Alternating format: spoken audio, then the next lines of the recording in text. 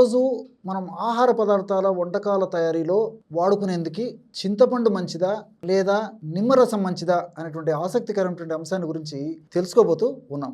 మనం రోజు ఆహార పదార్థాల వంటకాల తయారీలో సర్వసాధారణంగా చాలా కుటుంబాల్లో చింత పులుపు వాడుతూ ఉంటాం. ఈ చింత పులుపు వాడుకోవడం వల్ల చాలా టేస్టీగా ఉంటుందని ఆహార పదార్థాలు, అదేవిధంగా రుచికరంగా ఉంటుంది, తినడం కూడా బాగా సులువుగా ఉంటుంది, మంచి ఆహారాన్ని తీసుకున్నటువంటి సంతృప్తి కలుగుతున్నటువంటి భావన చాలా మందిలో కలుగుతూ ఉంటుంది. కానీ ఈ చింతపండు పులుపుతో పాటు ఆ యొక్క చింతపండు పులుపు యొక్క ప్రభావాన్ని తగ్గించేందుకు అందులో నూనెలు, ఉప్పు, కారము, మసాలాలు ఇవి కూడా ఎక్కువగా వేసేటువంటి పరిస్థితి ఉంటూ ఉంటుంది. ఈ చింతపండు పులుపు గురించి మనం ఆలోచించినట్లయితే ఈ చింత పులుపు కడుపులో అనేక రకాలైన వికారాలను కలుగజేస్తూ ఉంటుంది. అంటే ప్రేవులలో చర్ణాన్ని పెంచేదానికి, అదేవిధంగా కడుపులో మంట, త్రేన్పులు రావడము, గ్యాస్ట్రిక్ ఇరిటేషన్ ఇలాంటి అనేక రకాలైన లక్షణాలని ఈ యొక్క చింతపండు రసం కలుగజేస్తూ ఉంటుంది.